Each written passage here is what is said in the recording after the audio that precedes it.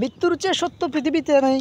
আজ আমরা একটি বাস্তব জীবনের সম্মুখীন। জীবন দেখতে দেখতে জীবনের আমাদের শেষ পর্যায়ে চলে আসবে। দুনিয়া একটি ক্ষণস্থায়ী। তারপরেও আমরা অন্যের হিংসা, লোভ, লালসা থেকে আমরা কিছুতেই দূরতে পারি না।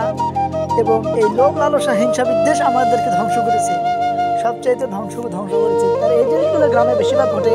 সেই কারণে গ্রাম আমার অতটা ভালো লাগে না। আর গ্রামের প্রকৃতি, গ্রামের পরিবেশ আর গ্রামের মায়া মমতা, গ্রামের মানুষকে দেখলে অবশ্য মায়া লাগে। আর আমাদের মা বাবা যতদিন বেঁচে আছে ততদিন গ্রামটা আমাদের কাছে একটা স্বর্গ মনে হয়। যতদিন আমাদের মা বাবা বেঁচে আছে ততদিন আমাদের কাছে গ্রামটা স্বর্গ মনে হয়। আর সেই স্বর্গ নিয়ে আমরা বেঁচে আছি। জীবনে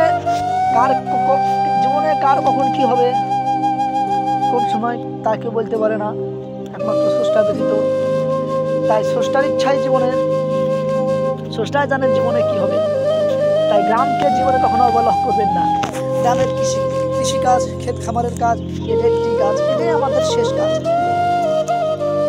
আমি অনেক শিক্ষিতকে দেখেছি তারা জীবনের 30-40 বছর শহরে চাকরি করে তারা শেষ বয়সে গ্রামে এসে গ্রামের এখন জমি চাষ করতেছে, বাকি জীবনটা গ্রামেই কাটিয়ে দিচ্ছে।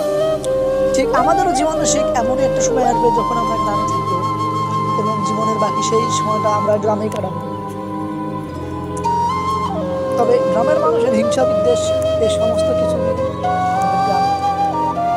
তবে আমরা একদিন আমাদেরকে পৃথিবী ছেড়ে চলে যেতে হবে, আমরা থাকবো না, আমাদের স্মৃতিগুলো থাকবে।